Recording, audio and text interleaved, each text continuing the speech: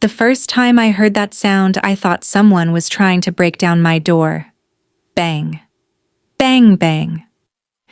It was 9 in the morning on a Tuesday, and I was making breakfast for my son Lucas. The eggs were still sizzling in the pan when the pounding started. Not knocking.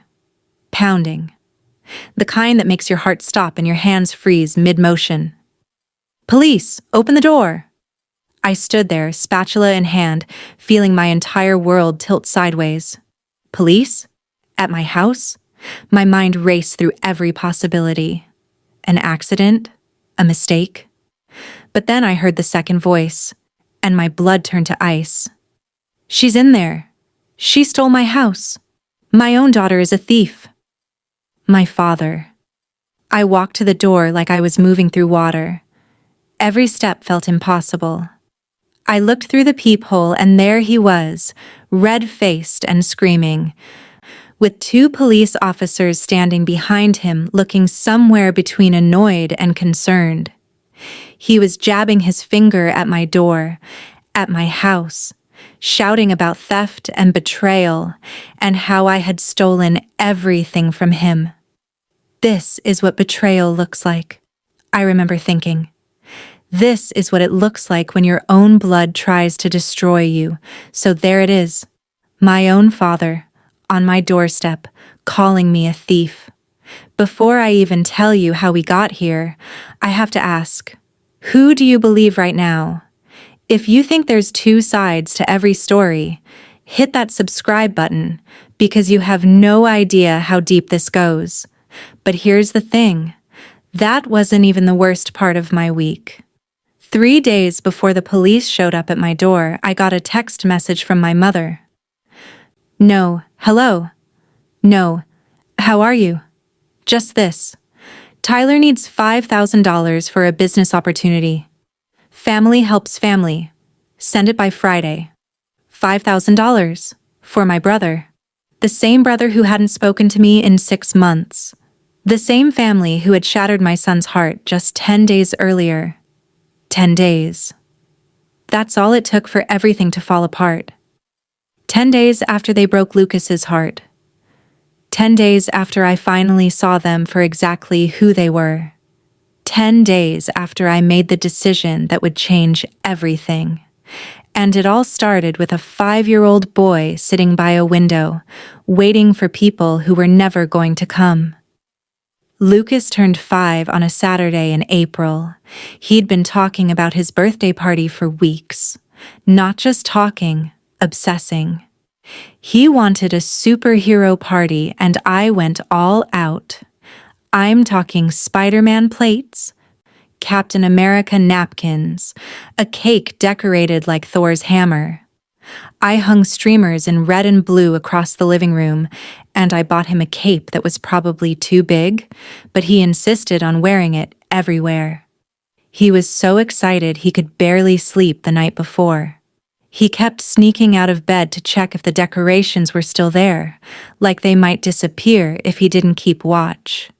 When he finally woke up that morning, his face was pure joy, pure, unfiltered, 5-year-old joy. "Are Grandma and Grandpa coming? And Uncle Tyler? And Aunt Bethany?" "They said they would, buddy," I told him. And they had. They'd all said yes.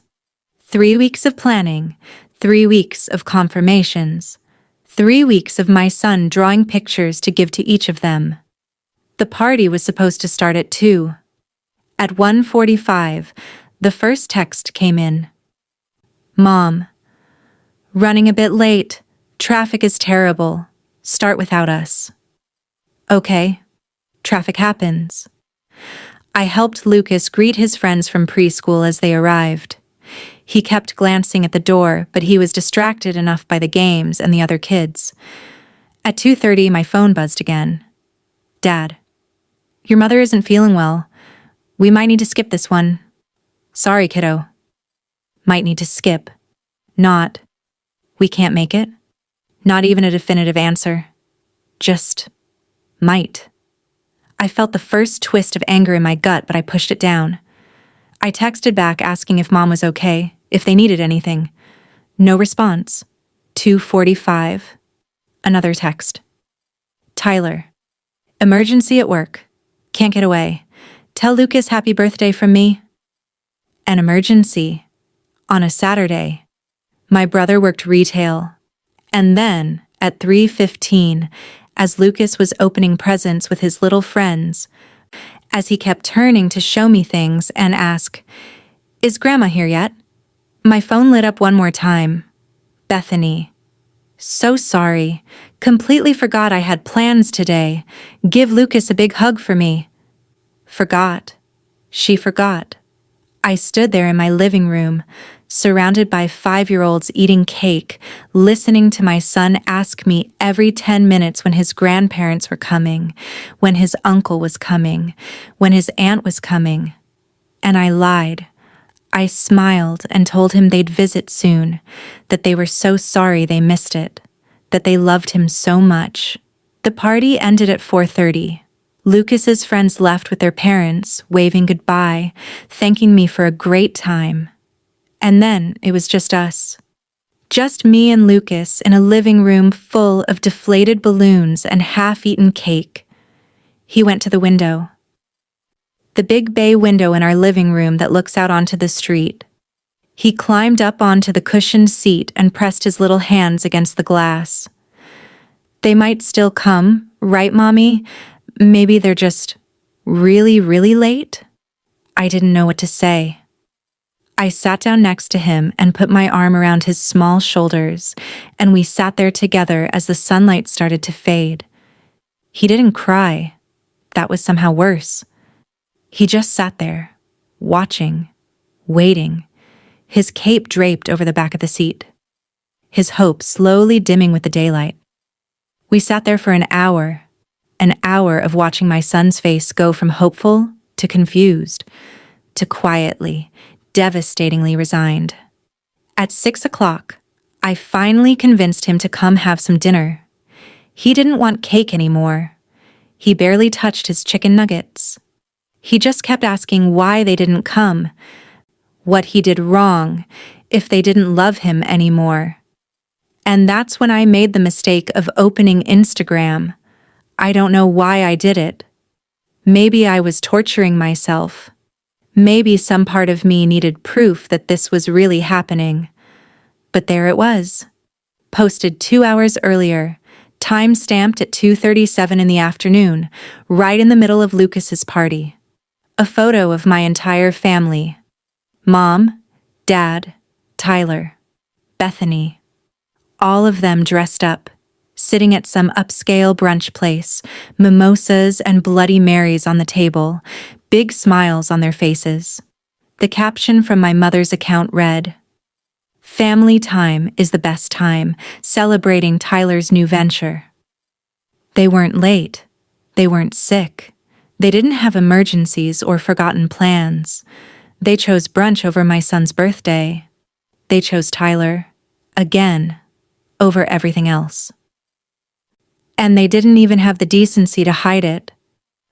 I sat there on my couch, my phone trembling in my hand, listening to Lucas brush his teeth in the bathroom, and something inside me just snapped. I called Destiny that night after Lucas fell asleep. She's been my best friend since college, and she's the only person who really knows what my family is like. The only person I trust to tell me the truth, even when it hurts. Her face appeared on my screen, and before she could even say hello, I was crying. Not pretty crying. Ugly, snotty, can't catch your breath crying. I held up my phone and showed her the Instagram post. I told her everything. The texts, the excuses. Lucas at the window. "Are you kidding me?" Destiny's voice was sharp, angry in a way that somehow made me feel less alone. "They did this? To a 5-year-old? To Lucas?" I nodded, unable to speak. "Mariana, listen to me. This is not okay. This is not normal. This is abuse. Do you hear me? What they're doing to you, what they've always done to you, it's abuse." I'd never heard anyone say it out loud like that before. Abuse. The word hung in the air between us. "They're my family," I whispered. "I'm supposed to..." "Supposed to what?" Destiny cut me off. "Supposed to fix everything? Supposed to drop everything whenever Tyler needs something? Supposed to let them treat your son like he doesn't matter?" She was right. God, she was right. And hearing her say it out loud made something click into place. Because this wasn't new. This pattern had been going on my entire life. I was 12 when I started doing my own laundry because Mom was too busy managing Tyler's baseball schedule. I was 14 when I learned to cook dinner for the family because Dad was working late and Mom was driving Tyler to travel tournaments 3 states away. I was 16 when I started paying my own phone bill with money from my part-time job because Tyler needed new equipment. I wasn't the child in my family. I was the backup parent, the fixer, the one who kept everything running while they poured all their attention, all their money, all their love into Tyler. And it never stopped. Even after I moved out, even after I had Lucas, I was still the one they called when they needed something. A loan, a ride, someone to watch the house, someone to handle the difficult conversations, someone to just handle things. But when I needed them, when Lucas needed them, crickets. "You know what the worst part is?" I told Destiny, my voice steadier now. "I spent hours making that party perfect. Hours. I made a cake from scratch, Destiny. I hand-decorated 40 sugar cookies shaped like little shields and hammers. I spent money I didn't really have on decorations and party favors because I wanted Lucas to feel special. I wanted him to feel loved." "He is loved," Destiny said firmly. "You love him. That's what matters." "But I can't be everyone for him. I can't be mom and dad and grandparents and aunts and uncles. I can't fill all those empty spaces by myself." "You're not supposed to. They're supposed to show up. That's the bare minimum of being family." They couldn't even do that. We talked for another hour. She let me rage and cry and process. And then, as I was about to hang up, she said something that changed everything. "What are you going to do about it?" I didn't have an answer then. I sat in my dark living room after we hung up, listening to the house settle around me. I walked past Lucas's room and peeked in. He was asleep, still in his birthday shirt, his new superhero figures clutched in his little hands. On his nightstand was a drawing he'd made for his grandparents. 2 stick figures with gray hair holding hands with a smaller stick figure labeled me. Hearts floating everywhere. At the top, in his careful kindergarten handwriting, "I love you, Grandma and Grandpa." They never even asked about it. I picked up the drawing and looked at it for a long time. I thought about all the times I'd made excuses for them, all the times I'd explained away their behavior, all the times I'd convinced myself that they loved me, they loved Lucas. They just showed it differently. But standing there in the dark, looking at my son's drawing, I felt something shift. The guilt I'd always carried, the responsibility I'd always felt to keep the peace, to be the good daughter, to hold the family together, it just evaporated. And in its place was something cold, something hard, something that felt a lot like clarity. I walked to my bedroom and looked at the photo on my dresser. An old family picture from 10 years ago, all of us smiling, all of us pretending everything was fine. I turned it face down. I wasn't going to fix this anymore. I wasn't going to be the fixer. I wasn't going to sacrifice my son's heart to protect their feelings. For the first time in my life, I was going to let them face the consequences of their choices, and I knew exactly where to start. The next morning, I woke up to another text from my mother. No, good morning. No, how was the party? Just this. Did you see my message about Tyler? He really needs that money by Friday. It's important. I stared at that text for a long time. $5,000. For Tyler's business opportunity. The same Tyler who was drinking mimosas while my son waited by the window. I opened my banking app and went to the e-transfer section. I typed in Tyler's email address. In the amount field, I entered $1. $1. And then, in the message section, I wrote, "For Lucas's next party. Use it for gas." My finger hovered over the send button for maybe 3 seconds.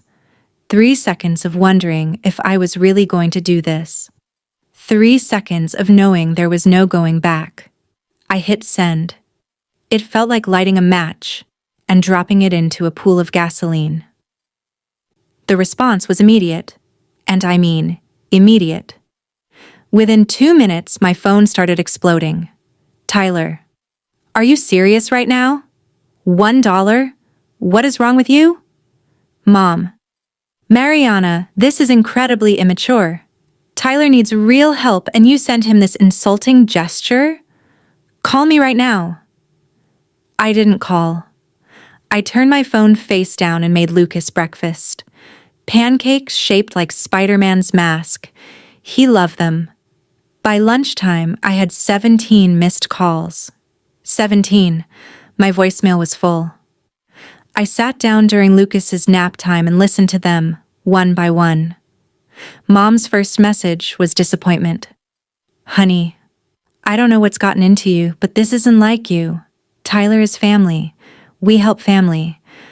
Please call me back so we can sort this out like adults. Her second message was frustration. Mariana, you're being childish. $1? Really? Do you think this is funny?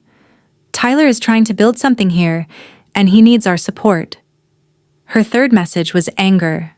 Fine, don't call back, but don't come crying to us when you need something. Family goes both ways, you know.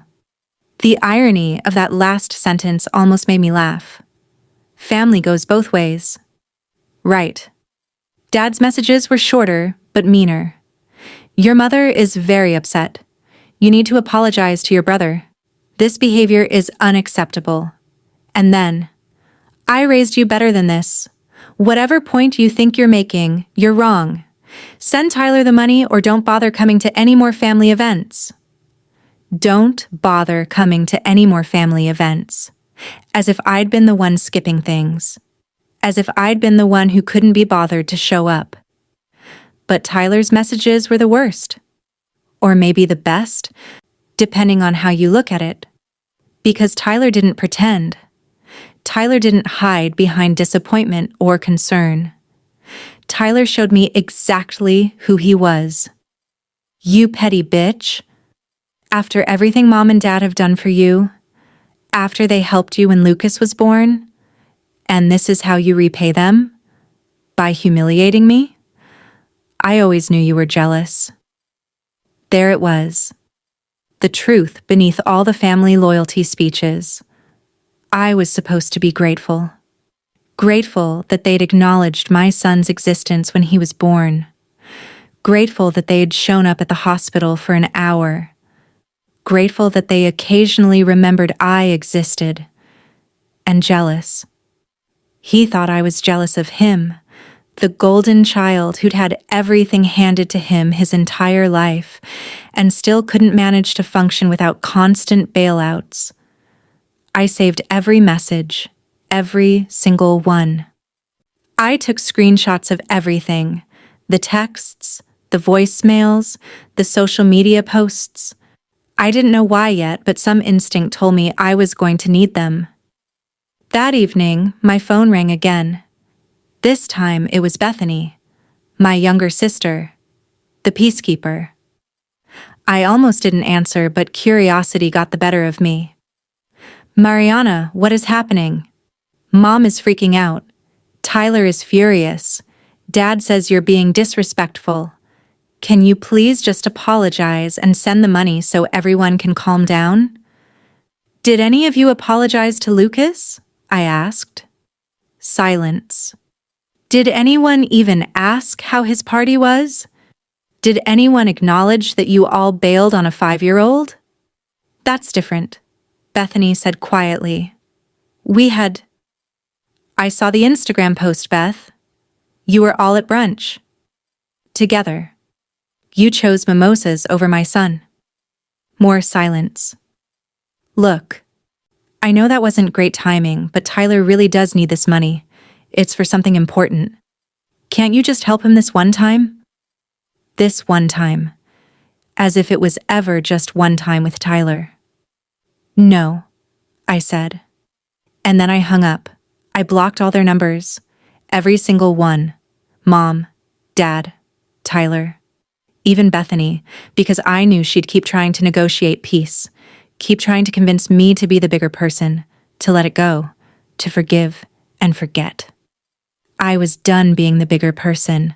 I was done letting things go. That night, I slept better than I had in years. I thought blocking them would be the end of it. I really did. I thought they'd be angry for a while, talk about me behind my back, eventually move on to the next family crisis. I thought I'd have peace. I was wrong. 4 days after I sent that $1, someone knocked on my door. Not the pounding that would come later with the police. Just a normal knock. It was a Sunday afternoon. Lucas was in his room playing with his action figures, making those sound effects that only 5-year-olds can make. I looked through the peephole and my stomach dropped. Mom and Dad, standing on my porch, together. Dad had his arms crossed. Mom had that look on her face, that disappointed mother expression that used to make me crumble when I was a kid. I didn't open the door. Mariana, we know you're in there. Open up. We need to talk about this situation like adults. Situation. That's what we were calling it now. Not the time you abandoned my son. Not the time you chose brunch over your grandson. Just situation. We're not leaving until you open this door. We drove all the way over here. The least you can do is hear us out. I stood there, frozen, my hand on the doorknob. Every instinct I'd been trained to follow for 32 years was screaming at me to open that door, to let them in, to hear them out, to fix this. But I didn't. I have nothing to say to you, I called through the door. Please leave. Mariana Elizabeth, don't you dare talk to your mother like that. Dad's voice had that edge to it. That tone that meant he was getting angry. That meant I was crossing a line. You need to stop this nonsense, Mom added. We're family. We don't treat each other like this. Now open the door. No. I heard Dad say something under his breath, then footsteps moving away from the door. For a second, I thought they were leaving. I actually felt relieved. Then I heard it. The sound of a key sliding into my lock. My father was trying to use his key to let himself into my house. I need to explain something. When I bought this house 3 years ago, I bought it entirely on my own. My name is the only name on the deed. My money, my mortgage, my house. But my parents had lived here before me. They'd owned this house for 15 years, and when they decided to downsize, they sold it to me. Below market value, they always reminded me. Like I should be grateful. Like I owed them. And my father had kept a key. Just in case of emergencies, he'd said, in case you lock yourself out or something happens. I'd never asked for it back. That was my mistake. I watched through the peephole as he inserted the key, turned it, and waited for the click of the lock disengaging. It didn't come. He tried again. Jiggled the key. Pulled it out and looked at it like it had betrayed him. It's not working. he said to my mother. What do you mean it's not working? The key. It's not working. She must have... He trailed off as the realization hit him. I had changed the locks. 2 days after I blocked their numbers, I'd called a locksmith and had every lock in the house changed. New deadbolts, new doorknobs, new everything. You changed the locks? Dad's voice rose and I could hear the disbelief, the shock, the outrage. You changed the locks on your own parents? This is my house, I said through the door, my voice steadier than I felt. My name is on the deed. I don't owe you access to my home. We sold you this house. Mom was crying now. Real tears or performative ones, I couldn't tell anymore. We gave you such a good deal. We helped you. And this is how you repay us? There it was again. Repay. Like love was a transaction. Like family was a debt. I could see the rage in my father's eyes through the peephole. In his mind, I had betrayed him. But was I wrong to protect my own home and my own son? If you believe setting a boundary isn't a betrayal, click subscribe right now to show you're on my side. I bought this house, I said clearly. I paid you fair market value minus 5%. I have the paperwork. This is my home. And you need to leave before I call the police. The police? Dad laughed, but it wasn't a happy sound. You'd call the police on your own father?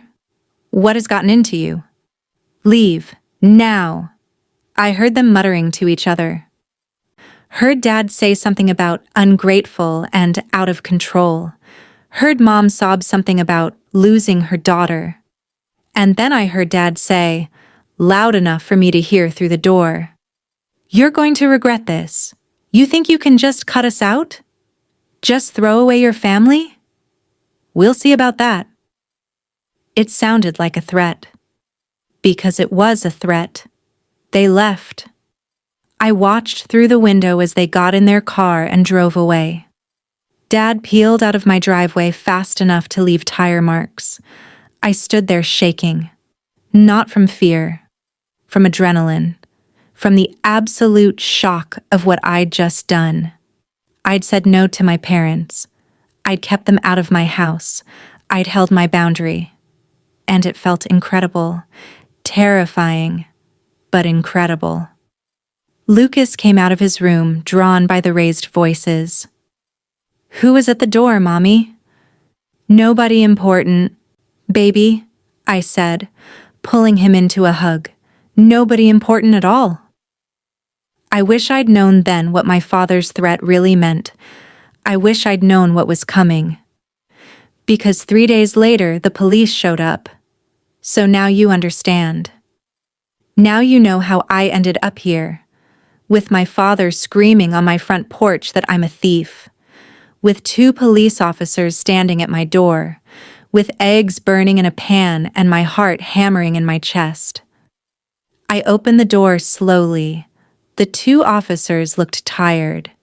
It was 9 in the morning on a Tuesday, and they clearly didn't want to be here. Behind them, my father was still ranting. Officers, thank you for coming. This woman has stolen my property. That's my house. I have a key. I have proof. And she's illegally occupying it. Ma'am, I'm Officer Rodriguez, the taller officer said. This is Officer Chen. We received a call about a property dispute. Can we come in and talk about this? Of course, I said. My voice was calm, weirdly calm, like I was watching this happen to someone else.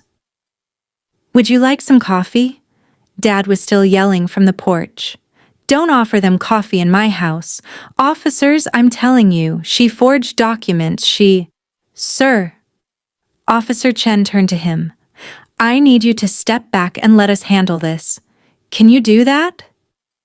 I led them into my living room. Lucas had gone to my bedroom when he heard the commotion, and I was grateful for that. I didn't want him to see this. The officers sat on my couch.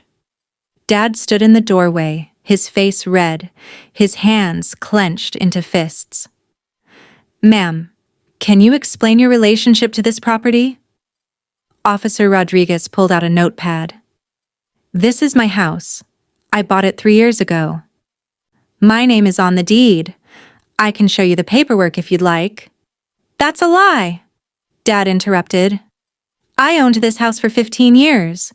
I sold it to her under duress. She manipulated." "Sir, I'm going to need you to be quiet," Officer Chen said firmly. "We'll get to your statement." "Ma'am, you said you have paperwork?" I nodded and walked to my home office. My hands were shaking now, but I knew exactly where everything was, because I'd organized it 2 days ago, after the incident with the key. Some part of me had known this was coming. I came back with a folder, a thick folder. "Here's the deed," I said, handing the first document to Officer Rodriguez. "As you can see, my name is the only name on it. Mariana Torres, that's me." He examined it carefully. Officer Chen looked over his shoulder. "Here's the closing documents from when I purchased the property," I continued, pulling out more papers. "Here's the mortgage in my name only. Here's the refinancing I did last year, also in my name only. Here are 3 years of property tax payments, all paid by me, all in my name." I watched Dad's face as I laid out document after document. I watched the color drain from his cheeks as he realized I wasn't bluffing. This wasn't some impulsive act of rebellion. I'd been prepared. "I had a key," Dad stammered. "I've always had a key to this house." "You had a key to a house I own," I said quietly. "I changed the locks because this is my property, and I have the right to control who has access to my home." "But we're family," Dad's voice cracked. "You can't just—" "I also have these," I said, pulling out my phone. Screenshots of text messages from my father and mother demanding money, voicemails with threatening language, and a social media post from the day they skipped my son's 5th birthday party to attend a family brunch that I wasn't invited to. I showed the officers my phone, let them scroll through the messages, watched their expressions change from neutral to uncomfortable to something that looked a lot like sympathy. Officer Rodriguez looked at my father. "Sir, is this your property?" "It was my property. She's my daughter. We sold it to her, but—" "Is your name on the deed?" Silence.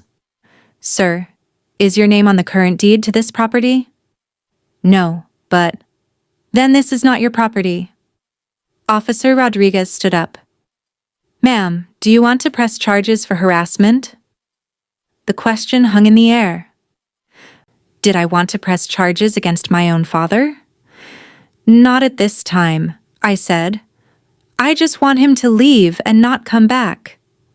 Officer Chen turned to my father. "Sir, you need to leave this property immediately. If you return without the homeowner's permission, you will be arrested for trespassing. Do you understand?" Dad looked at me, really looked at me, and for a second I thought I saw something in his eyes. Maybe regret, maybe recognition, maybe just shock that his daughter had finally grown a spine. "You're going to regret this," he said quietly. "You think you've won something here?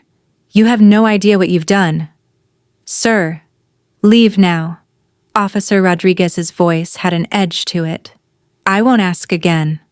Dad left, but not before turning at the door and saying one last thing. "We're not done. Not even close." The officers stayed for another 10 minutes. They gave me a case number, told me to call if there was any more harassment. Officer Chen, a woman who looked about my age, touched my arm gently as they were leaving. "I had a family like yours once," she said quietly.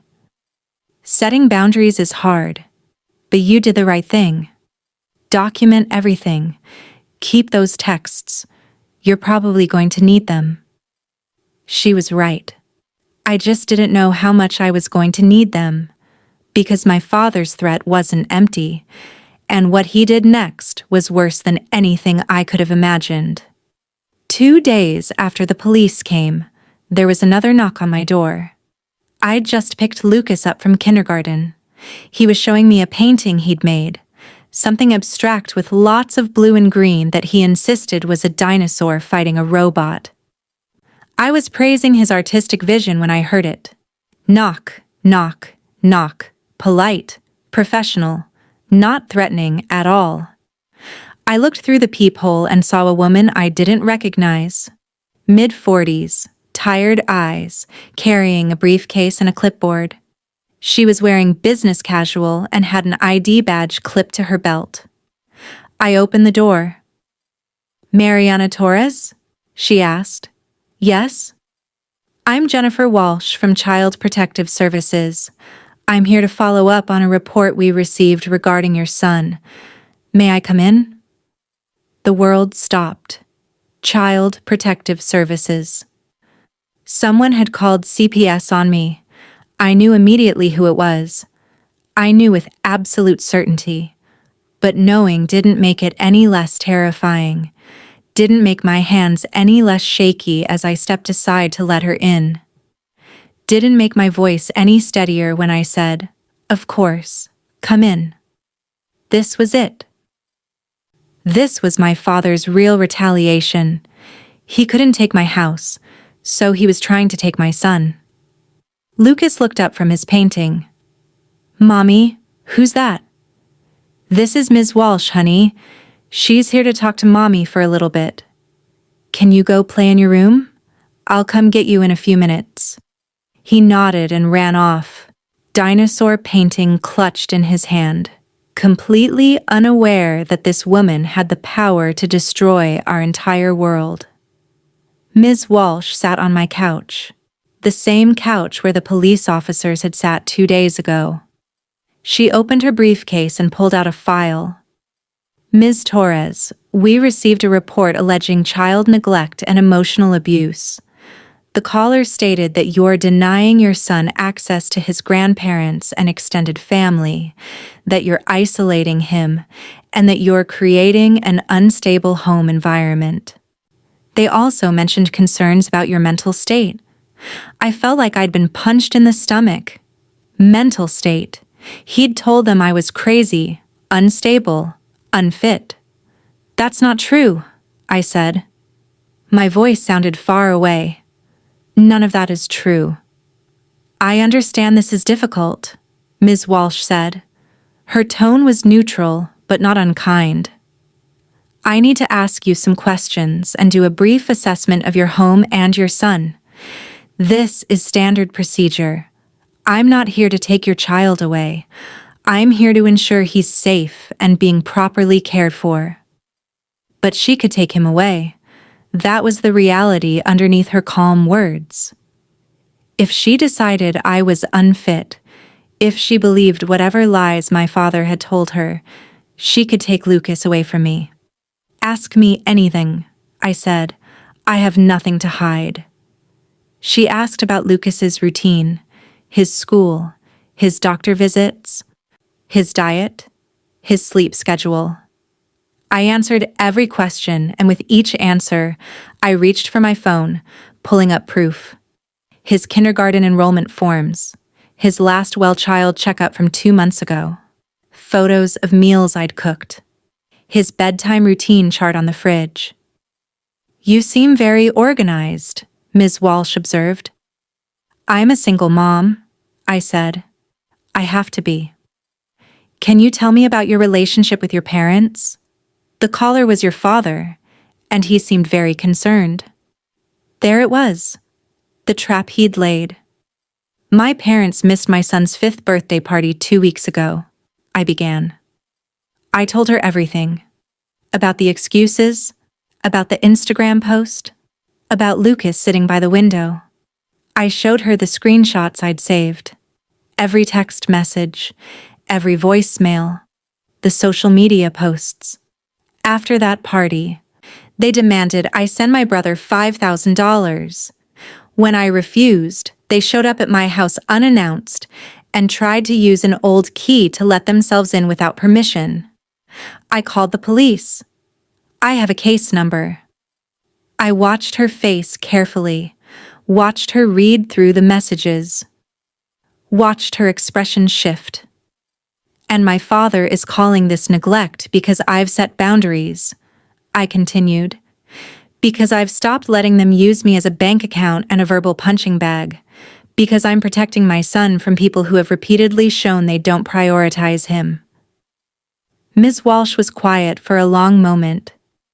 Then she said, "Can I meet Lucas?" My heart was pounding, but I nodded. I called him out. He came bouncing into the living room, still holding his dinosaur robot painting. She talked to him for about 10 minutes. Asked him about school, about his favorite games, about his room.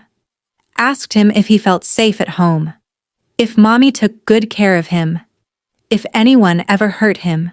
He answered every question with the unfiltered honesty of a 5-year-old. Yes, he felt safe. Yes, Mommy made him good food.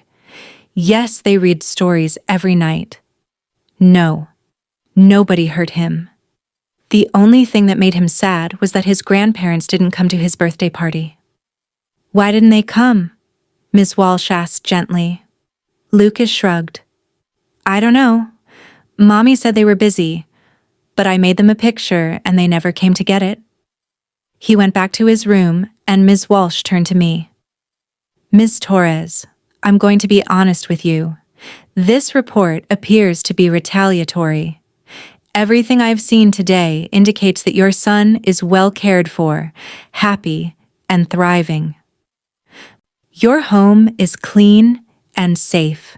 You have documentation of appropriate medical care and educational enrollment, and those text messages paint a very different picture than what your father described." The relief that flooded through me was so intense I almost started crying. "However," she continued, "I need you to understand something. Filing a false CPS report is a serious matter. It wastes our resources and traumatizes families. I'm going to note in my report that this claim appears to be unfounded and retaliatory in nature. Your father may face consequences for this." "Good," I said, and I meant it. She gave me her card, told me to call if there were any other incidents, told me I was doing a good job, that setting boundaries with toxic family members was healthy, not neglectful. After she left, I sat on my couch and finally let myself shake, finally let myself feel the terror I'd been holding back, because for 30 minutes, I'd faced every parent's worst nightmare, the possibility of losing my child, and my father had weaponized that fear, had tried to use the system designed to protect children to punish me for saying no. That's when I knew I needed a restraining order. This wasn't going to stop. He wasn't going to stop. I picked up my phone and called a lawyer. Getting a restraining order is harder than you'd think. At least, that's what I thought at first. But my lawyer, a sharp woman named Patricia who specialized in family law, told me I had everything I needed. Harassment, threats, false CPS report, attempted unauthorized entry. She listed off. Your father has given us a gift-wrapped case. Judge Martinez handles these hearings, and she doesn't tolerate this kind of behavior. The hearing was scheduled for the following week. 5 days of waiting. 5 days of jumping every time I heard a noise outside. 5 days of checking the locks obsessively. 5 days of wondering what he'd try next. But nothing happened. Radio silence. It was almost worse than the harassment because I knew he was planning something. The day before the hearing, I got the notification. The restraining order had been granted. Temporary, pending the full hearing, but granted. My father was legally prohibited from coming within 500 feet of me, my home, or Lucas's school. Patricia called me that afternoon. The order was served an hour ago. He didn't take it well, according to the sheriff's deputy. A lot of yelling about ungrateful daughters and corrupt systems. But it's done. You're protected. I should have felt relieved. I should have felt victorious. Instead, I felt numb, like I'd just burned down a bridge I could never rebuild. That's what I was thinking about when my phone rang from a number I didn't recognize, local area code. I almost didn't answer, but something made me pick up. Hello? Crying. Someone was crying on the other end. Mariana? It's Bethany. My little sister. I'd kept her blocked, but she'd found a way around it. Beth, I can't talk to you right now. I'm sorry, but please don't hang up. Her voice was desperate, broken. Please, I need to tell you something about Tyler, about the money. I hesitated. Every instinct told me this was a trap, another manipulation, another attempt to guilt me into breaking. But she was sobbing, really sobbing, the kind of crying you can't fake. You have 2 minutes, I said. The business opportunity. There is no business opportunity. There never was. I sat down. What? Tyler has a gambling problem, a really bad gambling problem. Sports betting, online casinos. It started 2 years ago, and it's gotten worse. He's lost everything, Mariana. Everything. His savings, his credit cards. He borrowed money from Mom and Dad's retirement account, $50,000. He told them it was for a business investment. The floor felt like it was tilting beneath me. $50,000. He lost it all, Bethany continued. And then he borrowed more from bad people. People who don't just send collection letters. He owes them $30,000. And they've started threatening him. That's what the $5,000 was for. To buy him more time. To keep them from hurting him. I couldn't speak. My mind was racing, trying to process this information, trying to reconcile it with everything I thought I knew. Mom and Dad have been covering for him, paying his debts, using their retirement money, their savings, everything. They're broke, Mariana. They had to sell the house to you because they couldn't afford it anymore. That good deal they gave you? That wasn't generosity. They were desperate. The house. My house. They'd sold it to me because they needed the money. Because Tyler had gambled away their retirement. Why are you telling me this now? I asked. Because Dad got the restraining order today and he completely lost it. He was screaming about how you've destroyed the family, how you've made it impossible to fix this. And Mom just kept crying, saying they don't know what to do, that Tyler is going to get himself killed if he can't pay these people back. And you want me to drop the restraining order and send money? No. Her voice was small. I want you to know the truth. I want you to know that I'm sorry. We've all been protecting Tyler for so long that we forgot to protect anyone else. We forgot about you. We forgot about Lucas. And I'm so sorry. I could hear the sincerity in her voice. But sincerity doesn't erase damage, doesn't undo abandonment. What happened at Lucas's party, Beth? The truth. She was quiet for a long moment. Then, Tyler texted the family group chat that morning, said he needed us for a family meeting about his situation, said it was life or death. Mom insisted we all come to support him.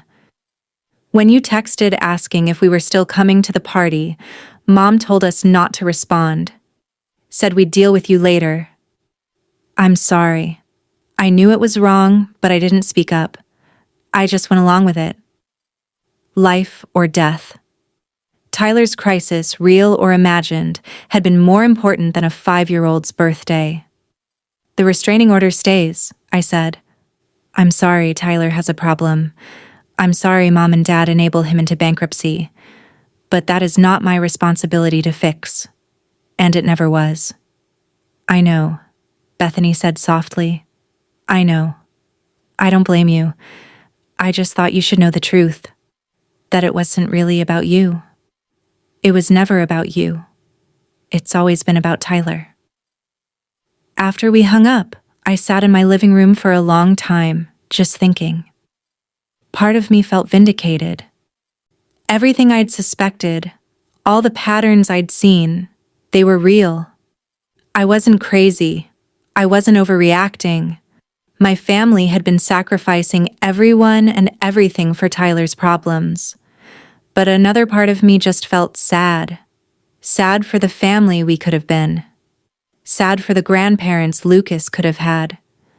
Sad for all the years I'd spent trying to earn love that was never going to be freely given. I looked at the old family photo I'd turned face down weeks ago. I picked it up, looked at it one more time, all of us smiling, all of us pretending. I walked to the kitchen and dropped it in the trash. I didn't need to keep pretending anymore. Bethany called me back 3 days later. I'd unblocked her number after our last conversation, though I wasn't sure why. Maybe because she was the only one who'd apologized. Maybe because some part of me still wanted to believe one person in my family could change. Mariana, please. I need you to listen. I'm listening, I said. I was folding laundry while Lucas watched cartoons. Normal life. That's what I was trying to build. Normal, peaceful life. Dad wants to talk. He wants to apologize. He wants to work this out. I stopped folding. Does he? Yes. He realizes he went too far with the CPS thing. Mom is devastated. They both are. And Tyler is in real trouble. The people he owes money to, they've given him until the end of the month. That's 8 days from now. And you want me to drop the restraining order? Yes. And they were hoping you could help. With the money. Just a loan. They'll pay you back when... I started laughing. I couldn't help it. It was absurd. Completely, utterly absurd. Let me make sure I understand, I said. Dad called CPS and tried to have my son taken away, but now he wants to apologize because Tyler needs money. Is that what's happening here? It's not like that, Bethany said weakly. It's exactly like that. It's always like that. Tyler has a problem and everyone else has to fix it. Everyone else has to sacrifice. How much have you given him, Beth? Silence. How much? 8,000, she whispered. Over the last year. My savings for a down payment on a condo, it's gone. And Mom and Dad's retirement? Gone. And now he needs more, and it will never be enough. Because addicts don't stop when you enable them. They just keep falling, and they take everyone with them. But he's family, Bethany said, and I could hear her crying again. We can't just abandon him. What if something happens to him? What if those people hurt him? How do we live with that? And there it was. The guilt, the manipulation, the weight they'd all been carrying for so long that they didn't know how to put it down. You want to know what I've learned? I said. You can't save someone who doesn't want to be saved, and trying to save them will drown you. Every single time. Tyler needs rehab. Tyler needs therapy. Tyler needs to face the consequences of his choices. What Tyler doesn't need is another bailout that teaches him someone will always clean up his mess. So you won't help. No, Beth, I won't, and neither should you. Not anymore. They said if you don't drop the restraining order and help, you're not welcome in this family anymore. Mom said she can't have a daughter who turns her back on her brother in his time of need. The ultimatum. I'd been expecting it. Then I guess I'm not welcome, I said. My voice was steady, calm. Because I'm not setting myself on fire to keep Tyler warm. I'm not sacrificing my son's stability and safety to enable a gambling addict. And I'm not teaching Lucas that love means destroying yourself for people who don't respect you. So that's it? You're just done? I've been done, Beth. I was done the moment they chose brunch over Lucas's birthday. I was done the moment Dad tried to have my son taken from me. I was just waiting for all of you to catch up. She was quiet for a long moment. Then, I don't know how to let him go. I know, I said, and I meant it. It's hard. It's the hardest thing you'll ever do. But staying in this cycle is harder. Trust me. Will you ever forgive us? I thought about that. Really thought about it. Maybe someday, I said. But forgiveness doesn't mean reconciliation. Forgiveness doesn't mean letting toxic people back into my life. I can forgive you and still protect myself and my son. Those things aren't mutually exclusive. I understand, she said softly. I'm sorry. For all of it. You deserved better. Yeah, I agreed. I did. After we hung up, I did something I'd been putting off. I went through my house and gathered every family photo. The ones on the walls, the ones on the mantle, the ones tucked into drawers and albums. Every picture of my parents, of Tyler, of family gatherings and holidays and moments that were supposed to mean something. I put them all in a box. Not the trash this time, just a box. Sealed it up, wrote family photos on the side in black marker. Put it in the back of my closet. Maybe someday I'd be able to look at them without feeling anger or sadness. Maybe someday Lucas would want to see pictures of his grandparents and I'd show him. Maybe someday I'd feel nostalgic instead of relieved. But that day wasn't today. I replaced those photos with new ones. Pictures of Lucas and me, of his friends from school, of Destiny and her family, of the life we were building, the family we were choosing. That night, I read Lucas an extra long bedtime story. We snuggled in his bed, and he played with my hair the way he always did when he was feeling particularly affectionate. Mommy, he said sleepily. Yeah, baby? Are we happy? Such a simple question, such a profound question. Yes, I said, and I realized it was true. Yes, we are. Good, he yawned. I like being happy. Me too, buddy. Me too. After he fell asleep, I sat on my porch with a cup of tea.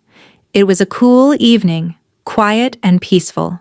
No angry phone calls, no pounding on the door, no threats or manipulation or guilt. Just peace.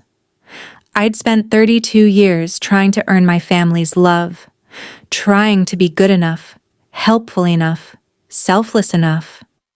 And I'd finally realized something. Their inability to love me properly was never about my worth. It was about their choices. I couldn't make them choose me. I couldn't make them prioritize Lucas.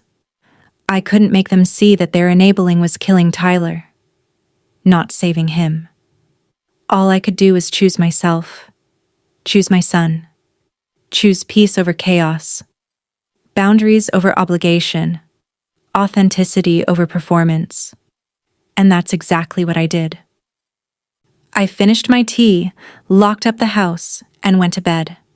I slept soundly that night, deeply, peacefully. I had no idea that the next morning would bring one final twist to this story. 3 weeks passed. 3 beautiful, quiet, drama-free weeks. Lucas and I fell into a rhythm. Morning routines without anxiety. Evenings without checking my phone every 5 minutes to see who was calling. Weekends spent at the park, at the library, at his friends' houses for playdates. We made new memories. Good memories. The kind that don't come with strings attached or unspoken expectations. His teacher sent home a note saying he seemed happier, more engaged. She asked if anything had changed at home. I told her we'd removed some sources of stress from our lives. She smiled knowingly and said, "Good for you. Kids feel everything, even when we think we're hiding it."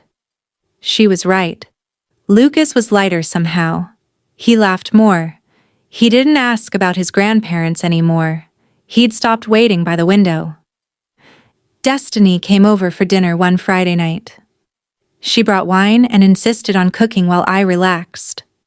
We sat on my back porch after Lucas went to bed, and she raised her glass. "To boundaries," she said. "To boundaries," I echoed, and we clinked glasses. "How are you really doing?" she asked. "I'm good," I said, and I meant it. I'm actually good. I keep waiting for the other shoe to drop, for the guilt to crush me, for the regret to set in. But it hasn't. All I feel is free. "That's because you did the right thing," Destiny said firmly. "You protected your kid and yourself. That's not selfish. That's survival." I know. I finally know that. We sat in comfortable silence for a while, listening to the night sounds, the crickets and distant traffic and wind through the trees. "You know what I was thinking about today?" I said. "Lucas's next birthday. How I'm going to plan it without that voice in my head wondering if they'll show up, if they'll cancel, if I need to prepare him for disappointment. I can just plan a party for my kid without all that anxiety." "That's beautiful," Destiny said, and she squeezed my hand. "That's what it's supposed to be like." She was right. This was what it was supposed to be like. Before we finish this story, I need to ask you something. If you've made it this far, if you've listened to this whole mess, then you probably understand what it's like to deal with toxic family. Or maybe you're struggling with setting boundaries right now. Maybe you're wondering if you're being selfish, if you should just try harder, if you should give them one more chance. Let me tell you, you're not being selfish. You're being healthy. And you deserve peace just as much as I do. If this story resonated with you, if it helped you feel less alone, do me a favor and subscribe to this channel. Share it with someone who needs to hear it. Because we need to talk about this stuff. We need to normalize protecting ourselves from people who hurt us, even when those people are family. Okay? Back to the story. That next Monday morning, I was getting ready to take Lucas to school. I opened my front door to grab a package I knew was being delivered, and that's when I saw it. An envelope. Thick. Professional. Sitting right there on my porch mat. No stamp, no postage. Someone had hand-delivered it. I picked it up. The return address was a law firm. Hutchinson, Pierce & Associates. A firm I didn't recognize. My name was typed on the front. Mariana Torres. I waited until after I dropped Lucas off to open it. I sat in my car in the school parking lot, hands shaking slightly, and pulled out the papers inside. The first page made my blood run cold. Complaint for defamation and financial damages. I scanned down. Plaintiff, Tyler James Torres. Defendant, Mariana Torres. Tyler was suing me. I read through the complaint with growing disbelief. He was claiming that I had defamed him by spreading false information about his alleged gambling problem to family members and a CPS agent. that my malicious lies had damaged his reputation and his business prospects, that my actions had caused him severe emotional distress and financial harm. He was seeking $50,000 in damages. $50,000. The exact amount he'd gambled away from our parents. The irony would have been funny if it wasn't so horrifying. I kept reading.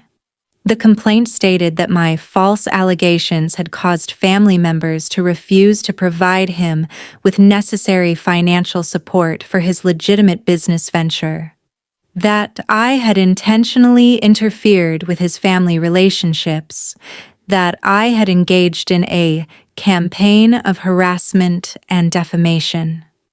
There was a court date scheduled, 6 weeks from now.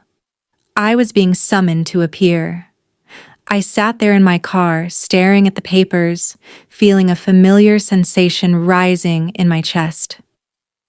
That old anxiety, that old fear, that old voice saying, "See what happens when you stand up for yourself? See what happens when you say no?" But then I took a breath, and I remembered something. I had proof. I had text messages showing them demanding money. I had the CPS report showing their false claim. I had documentation of everything, and Tyler's own sister had confirmed his gambling problem to me directly. He thought he could intimidate me with a lawsuit. He thought I'd panic and fold, maybe even pay him off to make it go away. He was wrong. I pulled out my phone and took a picture of the complaint. Sent it to Patricia, my lawyer, with a message. "Looks like we're not done yet." She called me back within 5 minutes. "Don't worry," she said. "This is a SLAP suit, strategic lawsuit against public participation. He's trying to punish you for standing up to the family. We're going to get this dismissed, and if we're lucky, we'll get sanctions against him and his lawyer for filing a frivolous claim." "Good," I said. My voice was steady, calm. "Because I'm not backing down." "I know you're not," Patricia said, and I could hear the smile in her voice. "That's why we're going to win." I drove home, lawsuit papers on the passenger seat. I should have felt scared, overwhelmed, defeated. But I didn't. I felt determined. Because Tyler and my parents had taught me something important over these last few weeks. They'd taught me that I was stronger than they ever gave me credit for. That I could stand up to them and survive. That choosing myself wasn't selfish, it was necessary. They'd pushed me, threatened me, manipulated me, and tried to weaponize the system against me. And I was still standing. I walked into my house, looked at the photos of Lucas and me on the walls, and I smiled. Let them sue. Let them threaten. Let them do whatever they wanted. I had something they didn't have. I had peace. I had integrity. I had a clear conscience and a safe home and a happy child, and I had the truth. I picked up my phone and called Patricia back. "Let's counterclaim," I said. "For the false CPS report, for harassment, for everything." "Now you're talking," Patricia said. "Let's go to war." I hung up and looked at that lawsuit one more time. Then I filed it away in a folder labeled evidence, because that's all it was. More evidence that I'd made the right choice. My phone buzzed. A text from Destiny. "Lunch this week? Want to hear all about Lucas's latest dinosaur obsession?" I smiled and typed back, "Absolutely. I have some news to share too." Life was moving forward, with or without my family's approval, with or without their acceptance. And you know what? I was going to be just fine. Better than fine, actually. I was going to be free.